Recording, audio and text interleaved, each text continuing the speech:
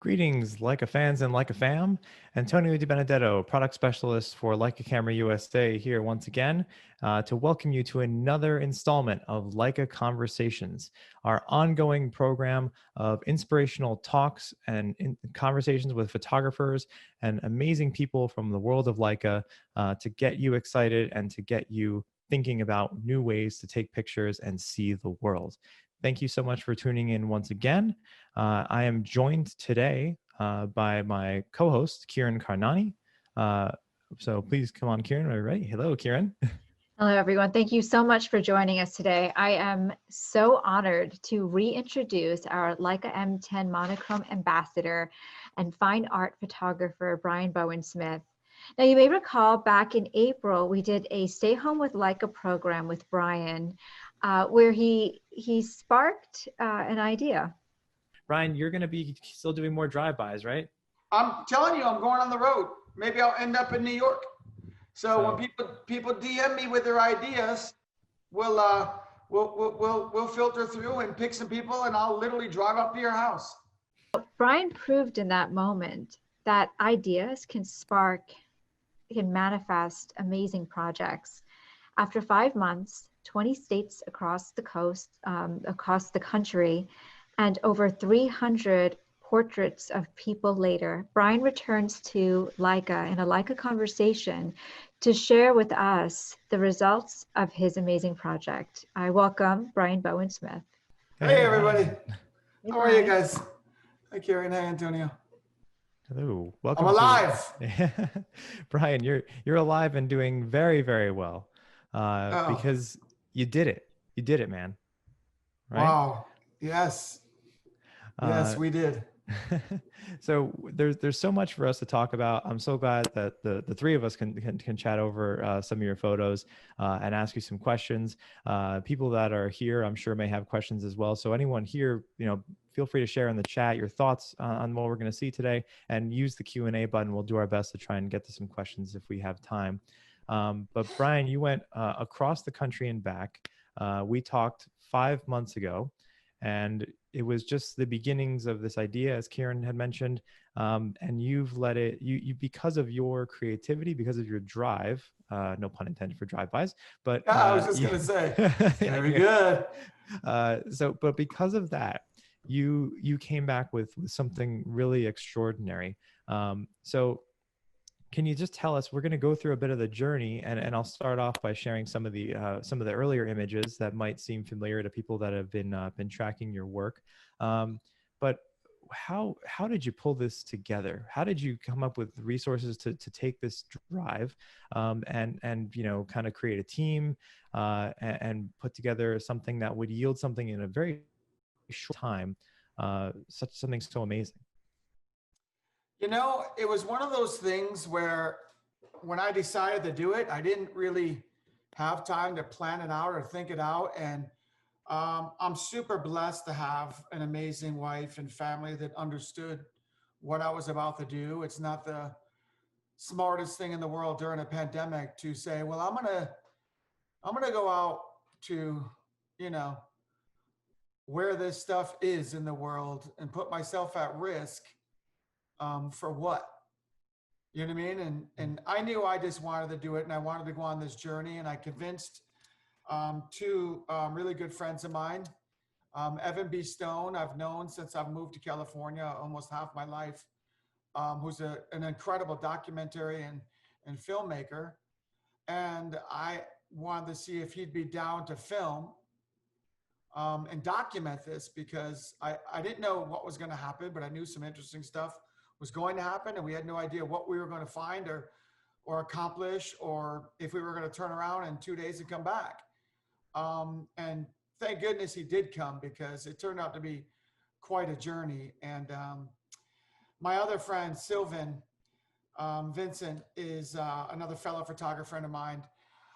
He owned a Winnebago, and so we knew we had to quarantine ourselves. And I thought, I'm going to rent a Winnebago, and we could pull Pearl during long trips, and then we could stay in there, we can cook in there, we can shower in there. We don't have to go anywhere else but there, which made it possible.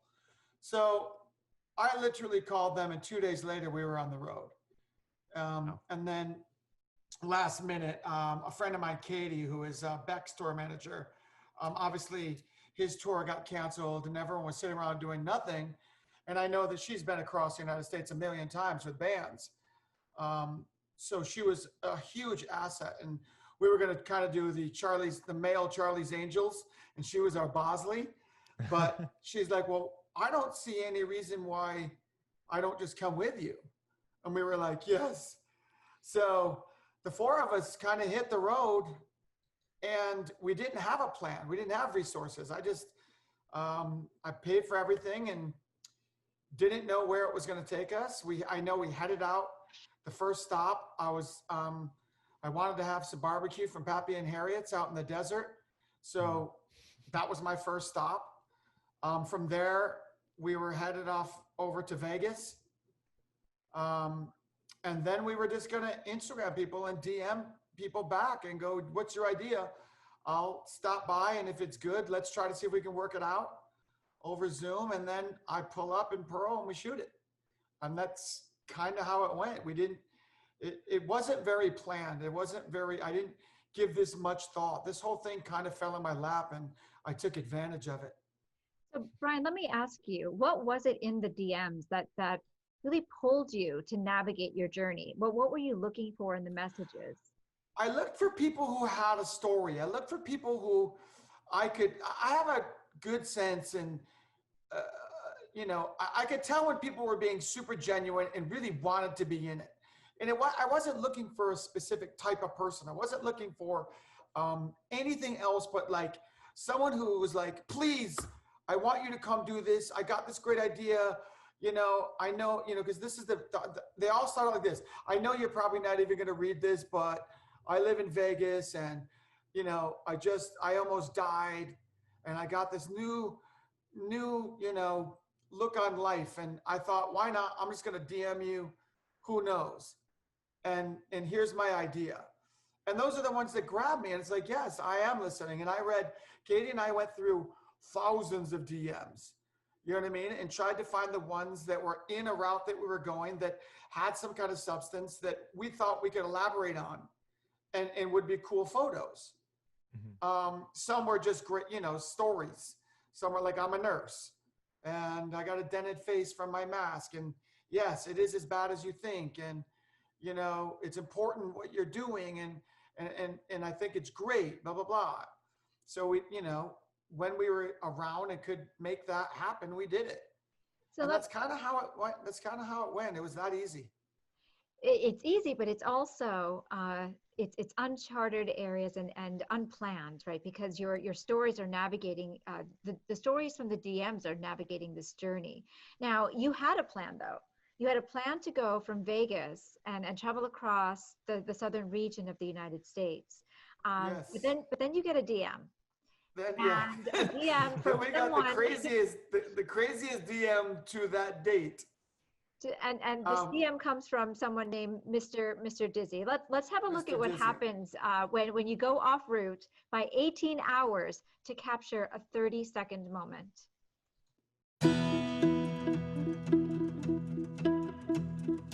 Hello? Yo, Mr. Dizzy, it's Brian. I'm getting close. Yeah, we're just about ready for you. So how's this gonna go down? You're gonna drive in, you're gonna stop, and then you're gonna give me a signal. Once you give me that signal, there's no turning back. We get one shot at this, I'm gonna light up on fire, and you're a go. Okay, this is my first time ever lighting someone on fire, so I'm a little nervous. Yeah, don't be nervous. You'll be fine. Okay, I'll be fine. What about you? Your day to die, my friend. That's it. Okay. We get one shot.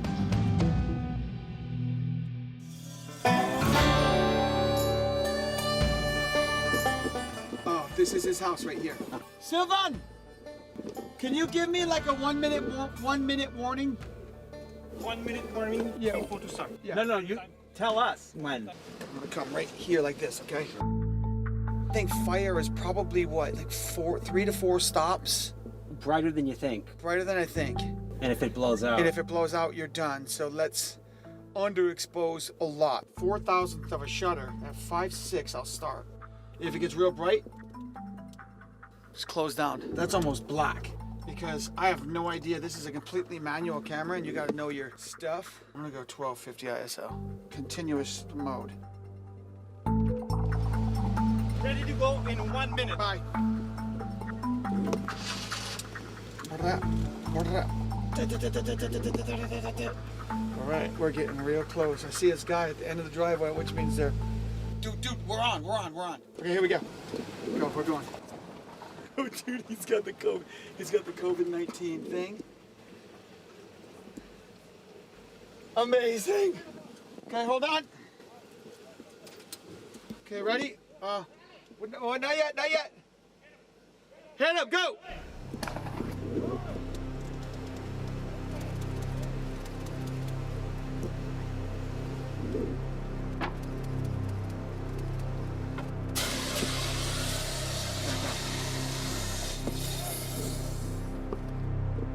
Holy crap, dude.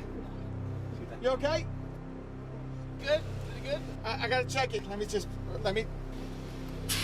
Oh God, that was fast. I think my helmet's crackling. Oh yeah, I just gotta see if the exposure was what. But you don't see the edge of your vehicle.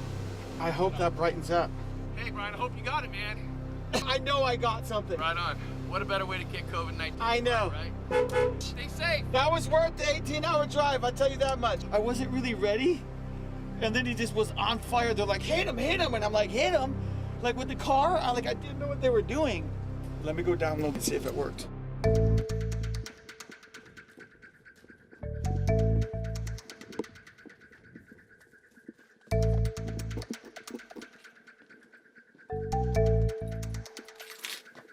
Okay, calm down, Brian, calm down. Mr. Dizzy, create, import all. 10 seconds. We're about to find out. I know. This is the most nervous I've ever been for a shot ever in my life.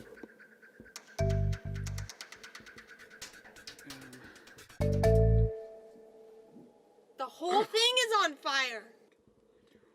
What the? No way! Shit.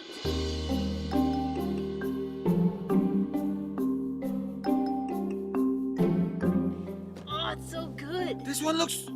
Dude, shut up! There's even a sunburst in the back. The reaction that this photo is going to get is going to be insane. Oh my God! He looks like death with a face mask. What? There's one where the picture itself Yeah. is starting this to burn. This might be the one. That's the one. We got it. Oh my God. Okay, absolutely amazing. This video segment, and I'm sure there's so many more stories and so many things. Let's engage all of us photo nerds for a moment here. You're using an M10 monochrome. Someone already put into the question, the Q&A, what camera are you using? So you use an M10 monochrome for the entire body of work. Am I right? Mm-hmm. Yeah. And we saw a bit of example. I love how we saw a bit of an example live on that video of how you were able to push that so heavily. I mean, what was it like when you saw the back of the camera? You saw that most of the image was black, and then you knew you had to push it to get what you were looking for. Yeah, not push it. We had to push it off a cliff because what I did is I exposed for those highlights of what I could see, and making sure that the fire wasn't blown out. Because if the fire is blown out, it's going to look super fake, and a lot of people wouldn't be able to tell that it's even fire right away. Right. I knew the dynamic range of that camera already from previous shots was good. Mm-hmm. I didn't know it was like 6 to 7 stops good. I never pushed it or had any situations where it was like that, because usually I have a lot more time to figure out exposure, and I can zoom. I can check it and go in and check the levels and all that. This one was, you didn't have that time. And you heard him say when his hood was crackling, I think my helmet's crackling. He said later that he'd never heard the fire before, but because he was rushing too, he forgot to put his thing under the helmet on. Oh, so geez. even if he had enough flammable substance to do it again, he couldn't have done it again because his helmet was ruined. Wow. So we literally had that one thing. So I was panicking, and that's, you know, a 2-day drive. Yeah. And, So you took and, that huge and detour. what can you imagine if we missed that shot? What an incredible opportunity. And it's not like we could have sat around and waited and got everything perfect. This whole trip was like, you get what you get, and you better get it, or Right. you don't get it.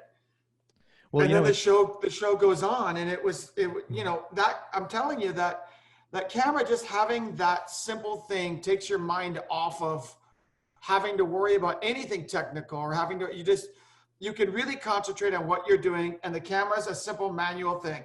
Here's what you're going to set your aperture at. That was the one that was most challenging because there was no time to set them on fire and then start adjusting things.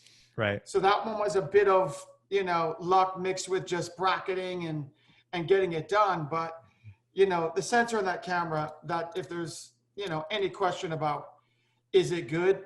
That answers it. And I'm not trying to be like, you know, oh no, it's like, it really, this proves, this is why I needed that camera and why that camera worked so good. But Brian, you know, it's so interesting in that you chose to capture this entire series and this story through a rangefinder. And when you talk about, you know, having one moment to get the shot, you know, it's counterintuitive to use a camera that makes you slow down, right? So you're proving that you have been incredibly mindful with every single capture you've made, and there's a lot of thought that's gone into each shot before you actually, you know, press down on that shutter. Could you tell us a little bit about what made you capture this through the monochrome, through a rangefinder? I wanted this to be, you know, I wanted it to be in control of this project. There's something about having to know what you're doing and then going out and doing it and keeping it simple. And you know, cameras that have all the digital buttons and all that stuff and accidentally hits that confuses me more. You know, yeah, it makes photography easy, but I didn't want it to be easy. I wanted it to feel special. When I have my Leica, I feel special. When I shoot with, you know, a rangefinder and I'm controlling everything and I'm taking my time, it's like going back and relearning everything again almost, and reminding you why you did photography in the first place. And for me, I always had Rolleiflexes and my first camera, my rangefinder, my first was the M6, it just made me feel like I actually am a photographer. You know what I mean? There's just something cheesy about it that, you know, I nerd out on, that I'm like, I want it to be simple and I want it to be this. And I don't want to have to choose between black and white and color. I don't even want to see it in color. I want it to be in black and white. This whole pandemic to me is black and white. What we're going through is all black and white. It's simple. This is what's going on. So I kind of wanted the book and everything in it to feel and be that same way. And that's just the way it kind of turned out. And it wasn't a hard decision. I you know, as you know, I had just got the camera. I had just come off my Dancing with Your Angels series, and I fell in love with it.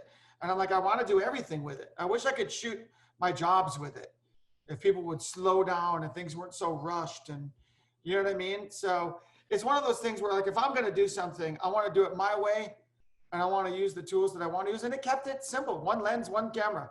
How much more simple is that? Right. Now, actually, we've got some people asking questions about what lens you used, and there's a bit of a story actually in your lens selection, I know. But what specific lens did you use for the fire photo? They're all of them are done with the Tri-Elmar. I was talking with Kieran, and I'm like, you know, I was questioning, you know, about the lens, and I'm like, let me try this lens because I love the 21, and it's an unbelievable lens. And I'm like, I'm just going to use that. But then I put on my 35, and you know, and then I was like, wow, inside of a truck, do I need wider? And so as soon as I put on the Tri-Elmar, I was like, this is it. Because now with my little tiny space, I can create a big, gigantic kind of panoramic-esque one that came in handy for a lot of landscapes, like the Vegas picture. Seeing these windows in this truck, it to me made some of the magic.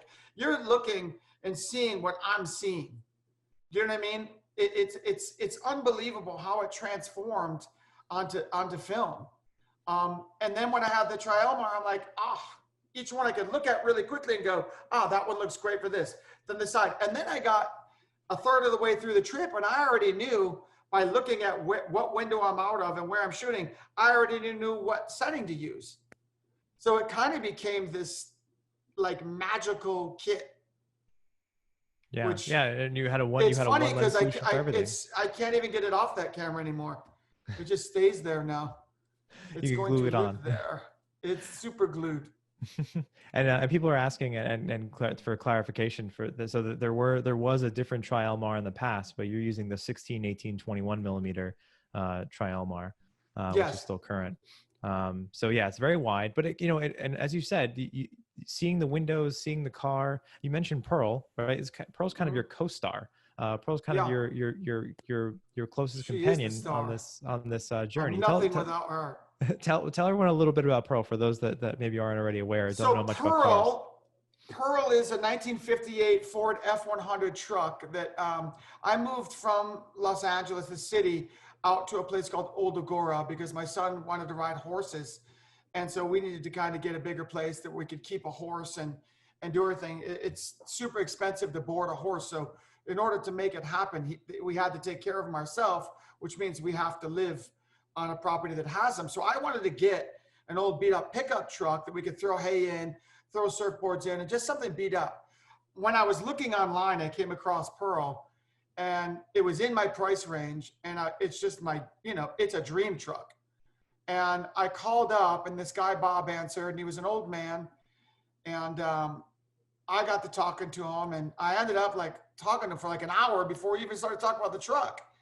And so I asked him, I'm like, Brian, Bob, what's the deal? Like usually when you see something on the internet that's too good to be true, it's usually too good to be true.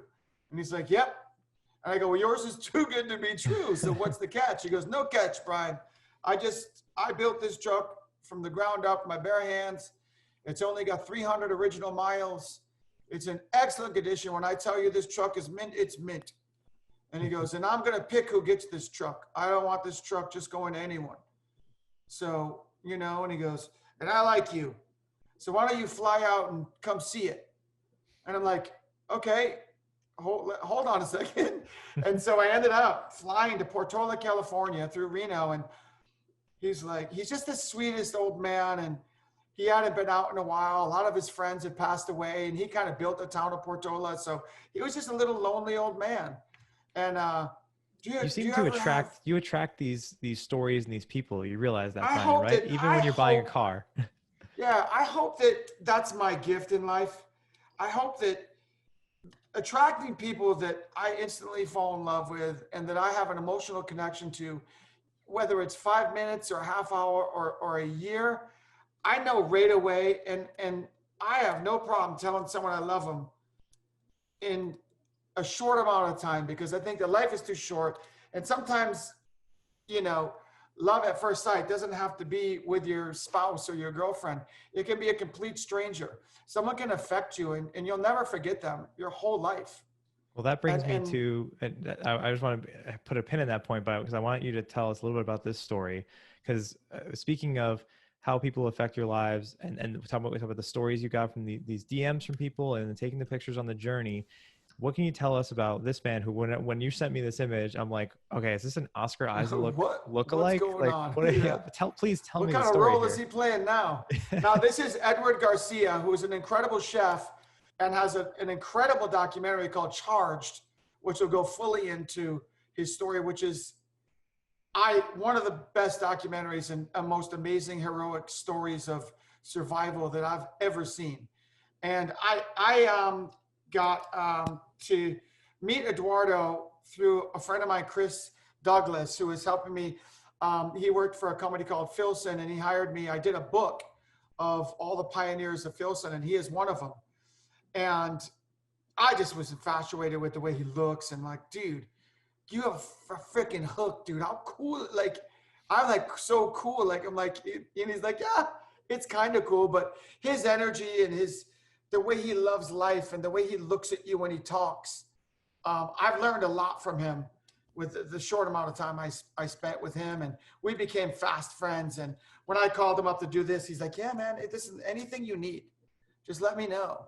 Like, he didn't even know. So literally he came up and he's like, he had just got done branding cows with his friend in Montana. And I'm like, this is where I'll be. And he's like, I'll just swing by.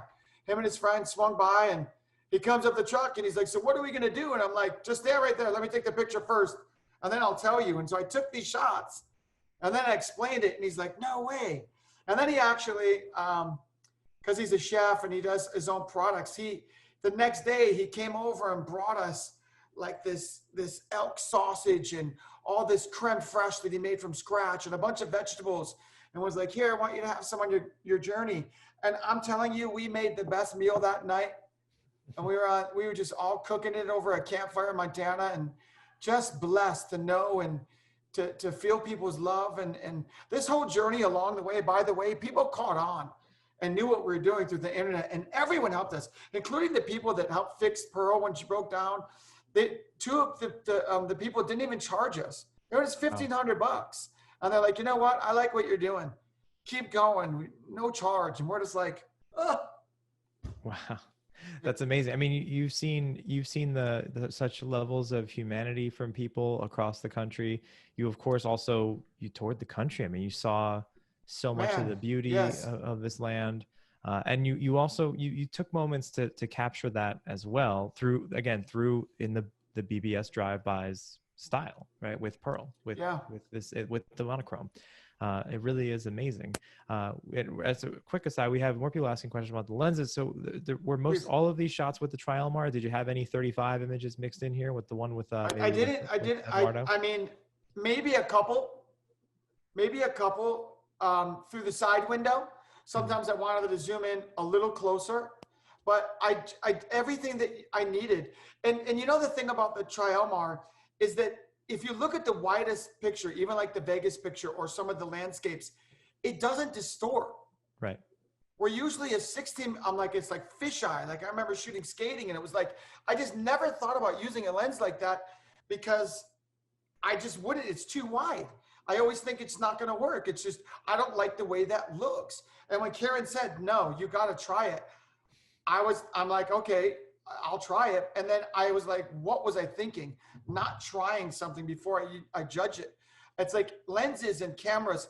It's all about you personally getting your connection to it. You have to experiment. You have to live it. You have to live with it for a minute to figure out. It's changed my style on my personal shooting, which is incredible because I used to assist Herb Ritz.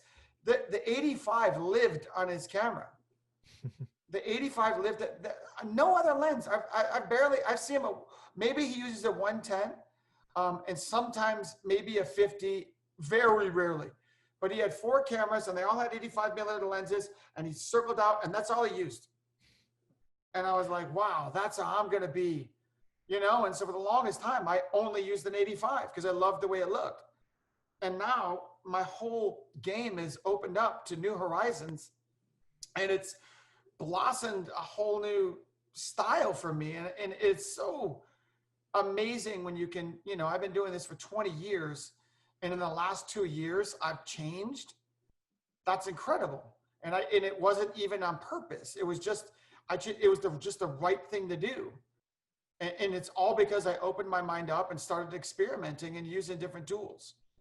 Yeah, it's an important part. I mean, I've heard, there's some amazing things that some of these tools can kind of trigger in your head, and in your motivation, your creativity. I've heard people that, use the Q2 and have that situation, and monochrome, of course, is very similar. And even like you said, with a specific lens, it can, sometimes the gear can help spark some new juices and take you in a different direction. Now, but speaking of direction, again, some of these stories, what can you tell us about this one and these kids? So this is, I had just got done shooting Hilary Swank, and this was out in the middle of nowhere. She bought a property under the Rocky Mountains, and she's like, did you see the kids outside playing when you drove up? Did you see the the Silver Pit Kids? And I'm like, no. She's like, Brian, when I tell you it's the easiest picture you'll ever take, it's the easiest picture you'll ever take. And so I see the kid on the far right. So we pull up, and she came with me, obviously, because I'm not going to just drive onto some stranger's house out there. You know, you just don't do that. Right. And so she's like, hey, guys. And she had met them because they're going to be neighbors. And so she had asked the kids, like, would you guys want to be in a picture? And they're all like, you know, huh? And so she explained to him, and the little kid, and he goes, well, I'm the cutest one. He's the second cutest, and he's the third cutest, and he's the oldest. And so they were the cutest things. And he's like, and then they planned this picture. They all went in different directions. And when I pulled up, that's where I parked, in front of that little kind of shed. Mm-hmm. And, you know, and I looked up, and that's the whole thing about that truck, is the truck was my big tripod. And I'd pull up, and I would look through the windows to see what looked cool through the window with no one in it yet. And then I would put my subject in and then try to create a photo. So right away, if I took those kids away, to me, that still would have been a beautiful photo. Yeah. They all came back. One's got an axe, a pickaxe. One's got a gold digging thing. He's like, I'll grab a goat. Like, how did they compose that picture for me? And it's like, that's America. You know what I mean? Like, it's one of those old timey pictures that I never thought I'd ever get a chance to take. And then here it was handed to me. And yeah, so absolutely. it's just a blessing, and just the way the universe aligned itself for me on this trip, and the way the people aligned themselves with me was such a gift that I can thank you all my life, and it'll never be enough. It was just one of those things where it's just magic. The whole thing was magic, and just people wanting to do something. It was people tired of sitting around. It was people just like, give me something to do, including myself. You know what I mean? So thank you, COVID. And Brian, you've done this in a way that is so timeless, right? I know that, you know, COVID looks different from state to state, from person to person, from neighbor to neighbor. But what I'm seeing in your images are just, they're so timeless. This image, you know, as someone in the chat has mentioned, looked like something that could have come out of the 1930s. You know, yes. your choice of the subjects, the stories, the cameras. Are there any photographers that inspired you in the look that you were trying to capture with these stories? I'm a big Avedon fan. I mean, Robert Frank. I mean, you know, I've always been jealous of photographers before us because, A, they had it a lot harder. They really had to know their stuff. They developed their own film. They developed, you know, printed their own pictures. They knew how to really do photography. I'll admit that I'm not even close to the photographer they were.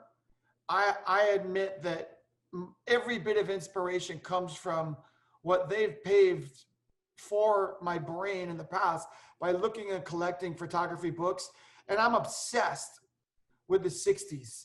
Sam Haskins, you know, early Annie Leibovitz stuff when she traveled with the Stones. Just that kind of photography stuff where this is it. This was my version of it. I don't know if I'll ever get to do it again, but how often can you have a reason to go across the whole United States and get something so amazing at a time when it's the only way you could do it is that empty Times Square, empty Las Vegas. You know what I mean? So it was one of those things where, like, this is a moment in time that I knew if I didn't seize it, it's never going to happen. Mm-hmm. And you created your decisive moments. Like you captured these decisive moments across the nation. You created many of your own with these people that you reached out to and worked with. You know, so it's even, there's a variety to the work. There's a timelessness to the work. And there's very much a historical presence to the work because of and it's like a picture. times. It's like when you snap a picture and you've got it, you have it for the rest of your life. You know what I mean? And it's like, that's what's amazing about photography to me, is that you can see a video, you can forget it. You can see this and that. I can see a picture and it's so embedded in my brain that I'll never forget it. You know what I mean? Frank, I'll never forget. Huh? Can I ask you how you build trust with your subjects here? Because, You have I the don't most know. connection. I'll Well, be, there's a I'll be, connection. I'll be dead honest. I don't know. It's just the way of, and even there were some people that it was kind of like one of the girls in Vegas. Here's a story where this was where I felt super uncomfortable, and I felt like this is weird, creepy shit you hear on 2020. I do not want to freak this girl out. We had planned on shooting her, that shot that I did in the middle of the empty strip. Mhm. I wanted her to walk out in the middle of the road and stand there with the strip behind her with just one girl in the shot. Well, when we went, yeah, this is her. So the empty strip, I was going to put that costume in the middle of the empty strip, and they had put barriers on all the sidewalks. So there was no way for her to get to the street. So that shot we couldn't do, and we started running out of light. And so she had 2 people die from COVID. She's like, I'm not going to get anywhere near you, just so you know, like, we need to figure this out. And I'm like, okay, so you have your outfit. Let's drive around and find a spot that we can do this safely and that looks cool, that has a Vegas kind of, we're just trying, well, all the streets are buried off. As you know, the Sunset Strip is not a friendly street to do an intimate shot like this. You need the wide open, you need to see the skyline and to know you're in Vegas, or to hint to it somewhat. So we were driving around for about 30 minutes, and she's following me, and I'm taking back roads because there's so many streets closed off and there was traffic. And so I'm going down these dark roads now, and she's kind of following me, and it's dragging on. I keep texting her, and I'm like nervous, like, oh, sorry, but we're just trying to find it. And she's like, I could sense in her last text, she's like, maybe I'm just gonna pass. You know what I mean? And that's when I said, listen, I can understand you're uncomfortable. I would be too. If you want to back out, I have no problem. I go, but I know that I saw this old lounge right up here. Pull up behind me, and blink your lights if you like it. If you don't, drive away and no harm done. And she's kind of, it's like, would you go follow a strange guy around? And it looked kind of eerie and dark, as empty Vegas, black streets going, now you're going to take me to, like, where are we going? This is not what. So your question, how do you gain trust? There's something about, the whole thing that people knew. Obviously she could look on Instagram and see that this is a real thing, and it's scary, but and she got out of her car, she got dressed, she came, stood there, I took it, and I'm like, gosh, thank you so much. She's like, no. And she's like, I'm so happy we stuck it out. I can't wait to see it. And then I sent her a picture of it. I'm like, I absolutely love this picture. And this was an in-between moment where she was just fixing something. And I'm like, this is just so, I couldn't have thought it up any better.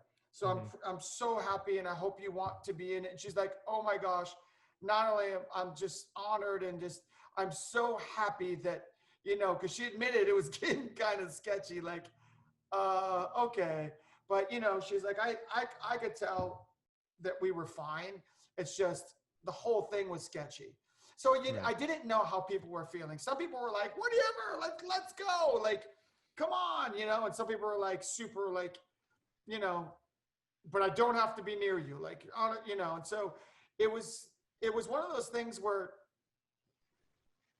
the trust was in the air. And I think that that's why I started posting things online, and I started posting my journey, because I wanted people to see what was going on and how it was coming, and get them excited about it. I needed to do that because I needed people to call me with their ideas, because I couldn't go find people. If you didn't DM me, I didn't know about you. So this whole book is about trust, and them willing to give their trust. It's remarkable in that you were able to build that trust from everyone, from a dairy farmer in Wisconsin to Demi Moore, Reese Witherspoon, and Hilary Swank. You were able to connect with people from all walks of life, and I think that in and of itself I think validates the entire journey for you. Let's move to the next slide. Yeah. So, I mean, you were, again, I think your warmth and your motivation, the way you talk to people about your photography and get them excited, I think speaks a lot. And I think, as you said, because of COVID and because people have been cooped up and just kind of desperate for, human interaction, that you gave them kind of an opportunity to showcase themselves, like we saw with the young boys on the farm. And what can you tell us about maybe some of these further stories where you kind of gained these a picture, let's face it, and I get this question all the time where people ask me like, how do I get better at photography? How do I do? I'm like, believe in yourself, you know what I mean? And just get better. I can't tell anyone how to be a better photographer. I can't tell anyone how to break into the movie, poster business. I can't tell, all I can tell you is love what you do and love it more. So you don't question why or how, you just do it. And I'm like, I go on their Instagram, I'm like, dude, you're better than me. What are you talking about? You need help. I'm like, screw you. You're either messing with me or you need to just, buck up and go after it. You know what I mean? And I think that this kind of reminds me like, okay, I don't have 8 assistants with me. I don't have, a crew setting things up. I don't have producers. This is me as anyone else in the world, whether you pick up the camera for the first time, put it on P and do this, whether you use your iPhone and do this, anyone could have done this. Do you know what I mean? So it's literally about letting the universe take you where it's going to take you. And really, like you said, I love photography so damn much. It is stupid. I get so excited about every little camera that comes out. I get excited about anytime someone wants to, like I thought, and this is a very interesting point, is like, I talk my friends that are photography buffs to death about photography, thinking that they're so into it, they're gonna be like, yeah, I'll sit for hours. And I'm like, they're just like, dude, can we talk about something else? And I'm like, what? No, we can't talk about anything else. We need to talk about photography and tell me about what documentaries you have seen. And I still go online and I look at, webinar stuff. I still go on and look at everyone that's got something to say about photography. I try to find new documentaries. Every documentary on photography, I think I've seen twice. I start watching old films. Like, I think that your love of what you do either is true or it's not. You know what I mean? I'll put it this way. Me and photography are never going to ever have a divorce. Like, we're going till we die. I love that. And I think that's a big part of what's missing in the industry right now, is that everyone wants everything so fast and everyone wants instant gratification and everyone wants to be working. I was the same exact way. And I had so many questions for everyone else. I talked Herb's ear off his head. So he said, relax, don't be in a rush. You know what I mean? You develop a style as an artist. You don't create a style. You like to think that you do, but every style has been created, and all of us are rip-offs of someone else in the past, even though if you don't know it. You know what I mean? It's just like when you go to invent something like, dude, I have got the idea that's going to make us a millionaire. And my friend just Googles it and goes, nope, 2 of them are already done. Damn. You know what I mean? And you actually make a great point. Like a style has to be developed, and I think there's an element in a lot of photographers where you have the creativity comes up on the idea side. You generate the ideas like, oh, I should do this, and it's like and you think that's really good. I mean, you hand it off to someone else like yeah, that's a good idea. You should do it. And then, but the hardest part is putting the rubber to the road. And once you do that and you get those projects under your belt, then your style develops over time, right? And but what you've done here, frankly though, with this project, you kind of put the pedal down and you did this in a short period of time, which is just amazing. Yeah, this is one of those. Look, this is one of those. I told Sylvan, and I wish he was on here talking with us, because he had been saying, I want to assist you more. I want to start being with you all the time. And I've used him as an assistant on jobs when we can afford it. I've got a bunch of main assistants that I use that I have to stay faithful to. So they always get the job. And if I can hire extra people on bigger jobs, I hire people that want to learn and want to get the experience to see what a big job looks like, right? I told him, I said, listen, I need you because you own a Winnebago, and I need that.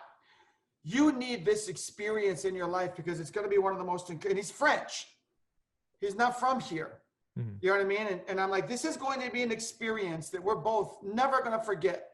We're going to do something special, and we're going to do something that's going to etch what we do in the history of the world, in a time when everyone will remember this in the world.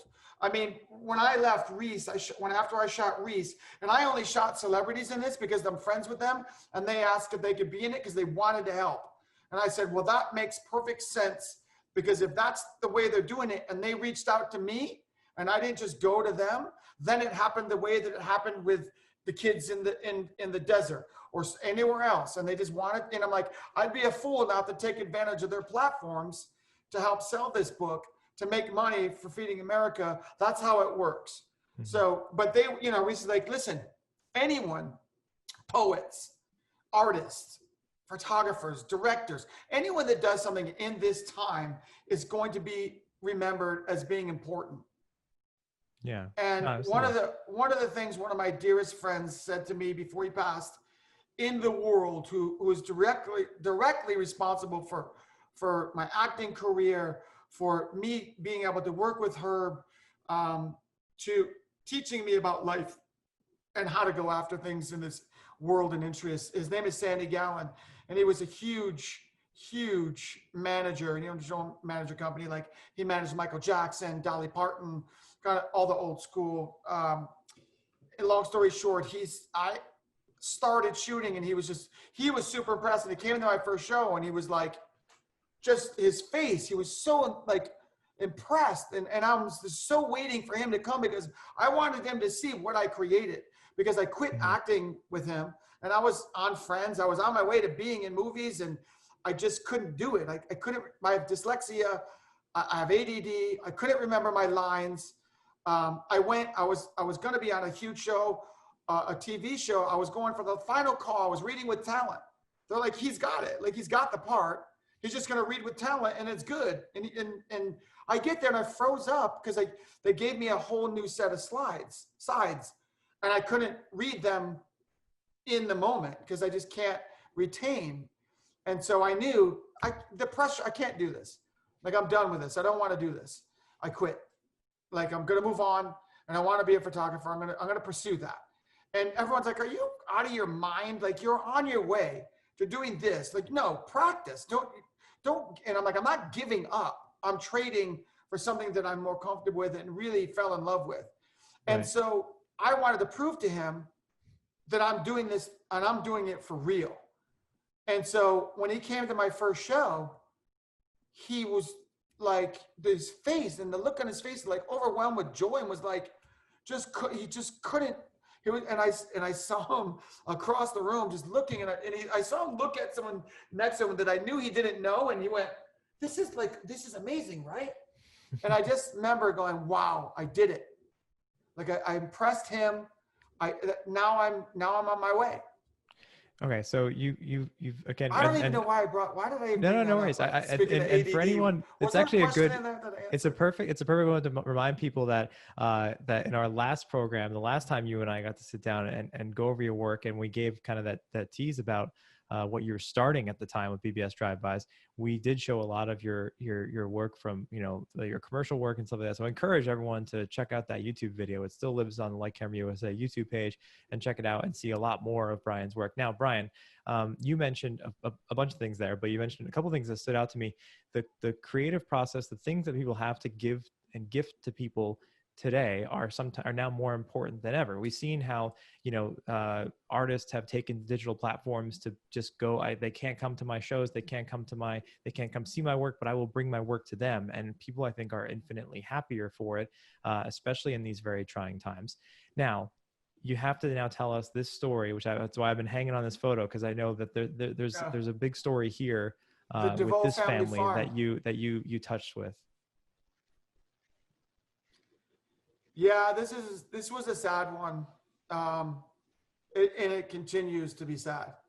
But it's important to share these stories, right? This is a fourth generation dairy farm called the DeVoe Family Farm, and she hit me up, and we all knew from the news how devastated this impact was on dairy and milk farmers, because Mhm. all the schools are out, all the restaurants are out, no one's buying milk. You can't stop milking a cow. It's inhumane, and it's painful for them. Like Mhm. when I went and I actually stayed overnight on the side of the road in front of their house, and I wanted to get up and watch them milk the cows and watch the process.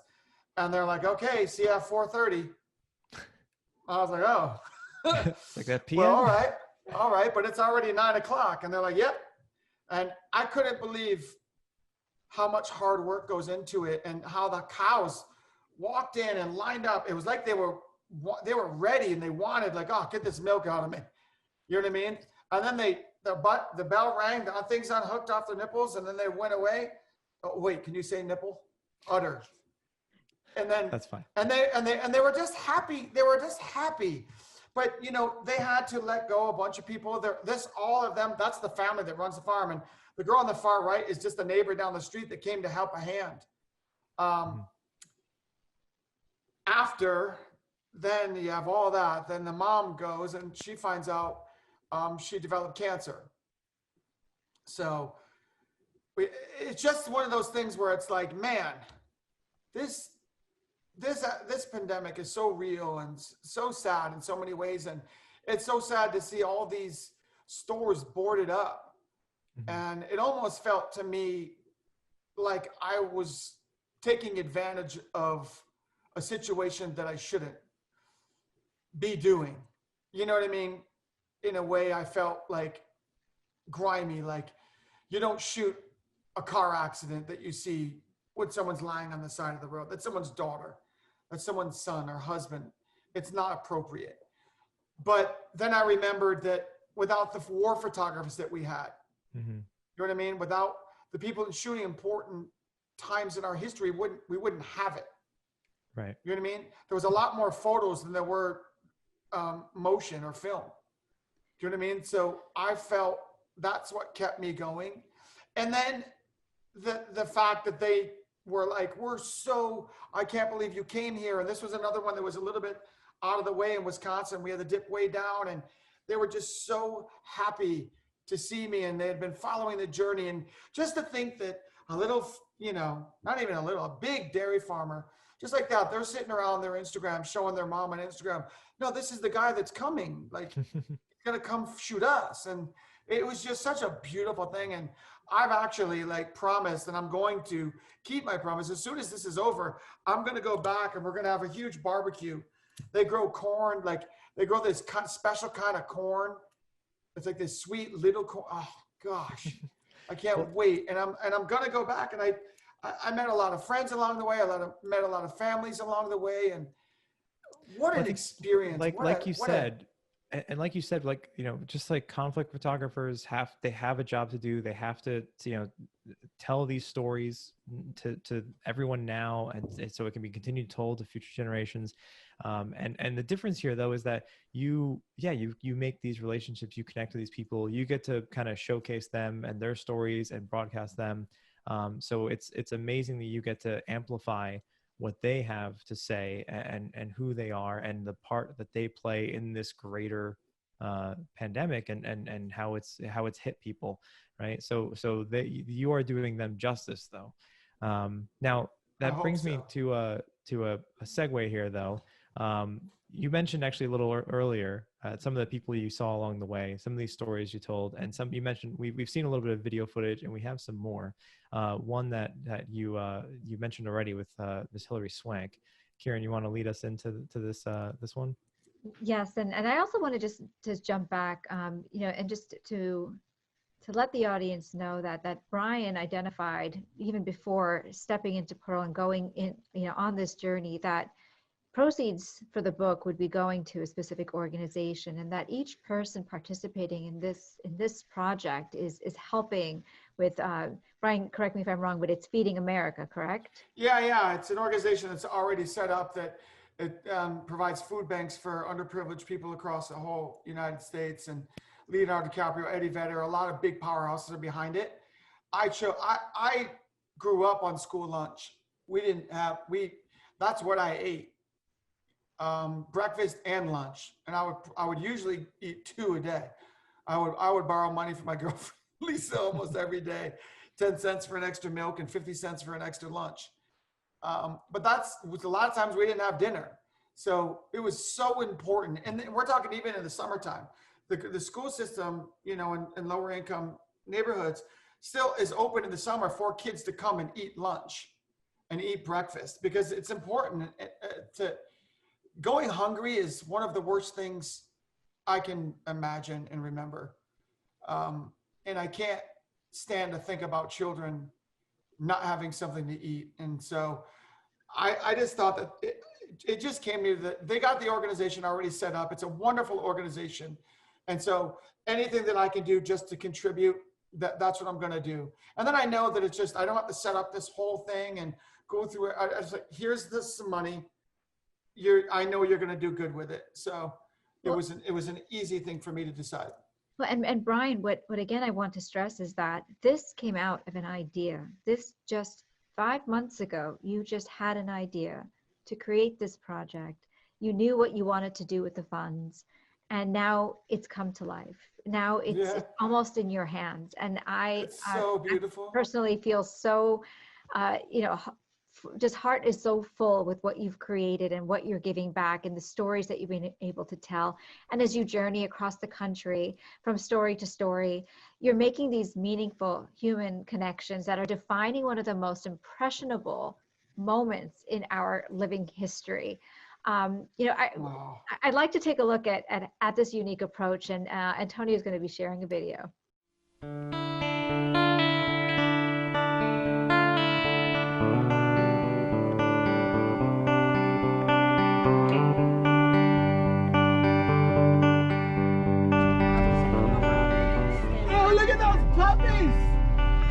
I drove 3,000 miles to get here. I mean, what a beautiful place. This is you. Yeah, right? This is you. Piece of heaven. We just shot this guy Rowdy. Yeah, by the way, he's famous. He's a real cowboy, I tell you what. Yeah, I love that! Good! Dude, I got it. I wonder if he saw my cowboy movie, The Homesman. I have never heard what the hell of a swank girl. Well, she does a lot of stuff with Eastwood. He probably did and doesn't know. Well, he has to come up here when we get our horses. Oh, you want to see his picture? She should put more horses in her movies and then I would see them. There we go, Hill. I'll explain, Joe. You guys come up, stay 6 feet away. It's so incredible what you're capturing. You're telling such a story that is going to be talked about forever. Think about when the photos people took of the Great Depression and all of that. This is a crazy time, and you're capturing it. You're capturing people within it. This is going to be one of the most important pieces you've ever done. You're going to leave a legacy with this. You have no idea, and you've been around since the beginning of my career. You know how important it is. You ready, guys? Holy shit balls, this is great. Get a little more sun on your face, let me see. Yeah, I'll tell you how this way. Oh my God, this is so good! Yeah. Okay, here we go. 1, 2. Done! Amazing. And there's the photo. I guess we'll rate this one PG-13 for the language. Yeah. Absolutely. Joan's gonna kill me. Absolutely amazing. And you know what's funny? Like we watched that clip, and Brian, I think part of it is just you and your personality. I can't help but like light up like a like a child and get even a little flush in the cheeks when I hear your excitement and hear you at work. And then of course just to hear you talk about your work is truly special. So this has been amazing. We've got hit this image, and of course we talked about you saw this image in the video. But this has kind of become seemingly the marquee image. And spoiler alert for those that aren't aware or haven't seen what's coming from the book, this is what made the cover. Sure did. How could you not? It really is. And I got to say that in that whole video, that's like Evan B. Stone is the one who introduced me to Rowdy. Because he worked on Destination Unknown, and he's like, we did this segment on this cowboy. We've got to go see him. we've got to stop by his ranch. Like we have, like, I'm not asking you, I'm telling you. And I'm like, okay. And like, you know, let's go. And we went up, man, what a character. This dude rides his horse into the bar. Like, he's such a badass. Like, this guy, I love this guy to death. It's incredible. And what a gift he gave. Like, you saw the actual, when they were running in that truck and you saw him doing that, that was the picture. Mm-hmm. And I looked at the back of the camera and I'm like, oh, I was like, oh, we got the cover. Like, this is, I knew right away. Like, I'm like, Evan, thank you so much. So it's another point about this book and gifts that came along the way. And it's like, if Evan hadn't known him and did that show with him before, and I never would have known, and all of this came from just, you know, luck, and then just taking advantage of it. Well, you made your own luck, I think, and it's being noticed. I mean, you know, there's been you know, quite some press coverage already about you and the story, and no surprise, whether it's you know, Malibu Times or Vanity Fair or LA Times. You know, the cover image is definitely you know, making its rounds for sure too. Crowd favorite. And could you speak a little bit? I know we're kind of going a little over, but you know, we've got a few questions, and I'm just going to ask you first, though. You mentioned you're crowdsourcing a lot of this. This is Kickstarter, right? This is this book. Yeah. We you know, look. Speaking of my love for photography, I pray that it even comes back. I mean, we're not working in our industry, and it's not getting any better right now.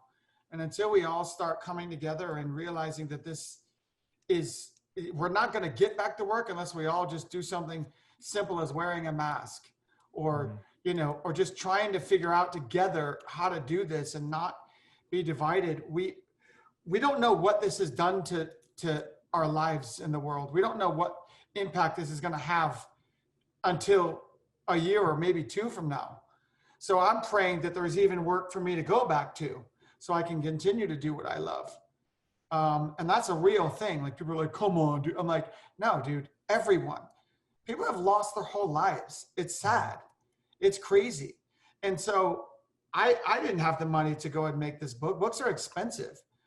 There's so much that goes, people don't understand how much goes into a book and how much hard work it is, and the hours I've spent after I got back. I mean, hours and hours and hours of photo editing, picking, it's crazy, and then proofing, and then now we still have half the battle. But the only way this became possible again was help from everyone, and people poured in, and I was blown away. Like, I'm like, well, this is going to be terrible if we can't make this book, you know. And my wife said, don't worry. And like, yeah, don't tell me don't worry. Don't tell me I'm going to do it, you'll make it. Like, I always hear that from people, but I'm always a firm believer in, like, everything is different every time. Just because you're successful at one thing, or, you know, like, people assume you're this. I'm like, I never assume.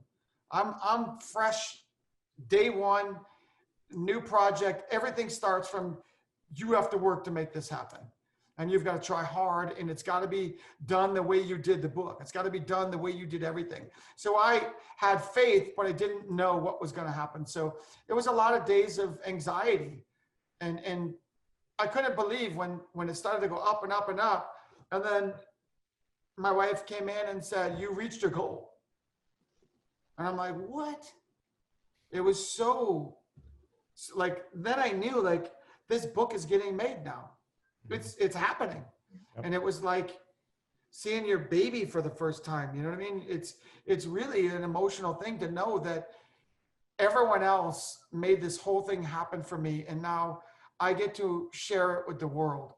It's a beautiful relationship, and it's a beautiful way the universe comes around full circle. And if you don't believe in faith, or you don't believe in, you know, karma, or you don't believe in, you know, paying it forward, like, this is living proof, once again, that it's out there. And I want to encourage people through this to, hey, do something like it. And I want to encourage people to not give up. And I want to encourage people to still, you know, stay strong.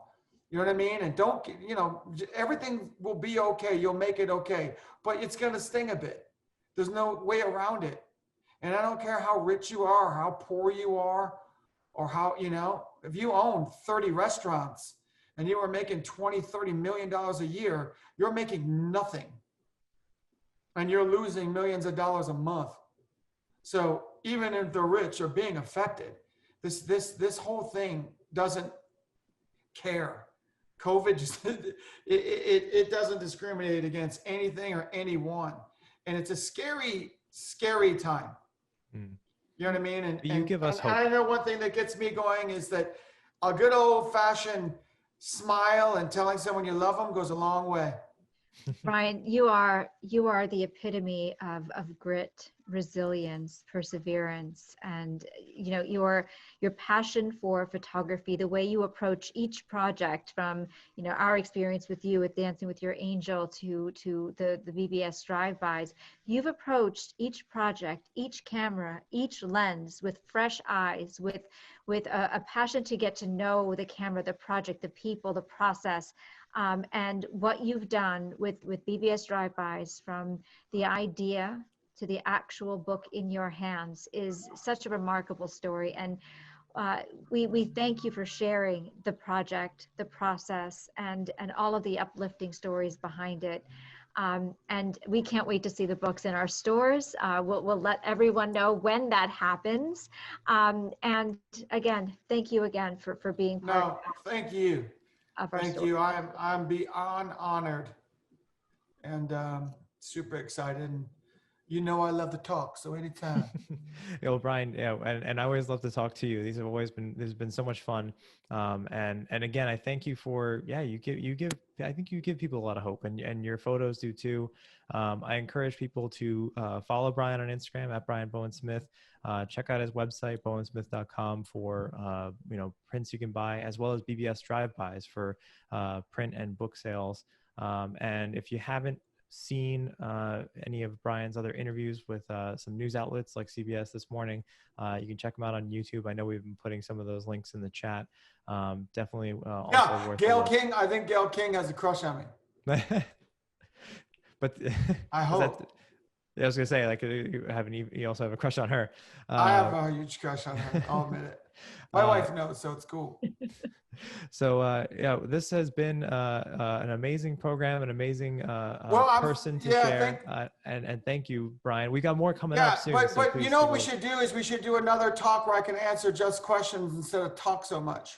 I love that idea, because actually we've got some great questions, and we thank everyone here that submitted questions. We asked a few for you on your behalf, but I see there were some others, some more technical, some more inspirational. And yeah, let's do another IG Live or something soon, all question and answer based. I think that'll be fun. Again, we can't wait to see more of your lovely faces, or at least usernames, in our audiences for more like conversations. And Brian, thank you so much, man. Chris, Karen, Antonio, thank you so much.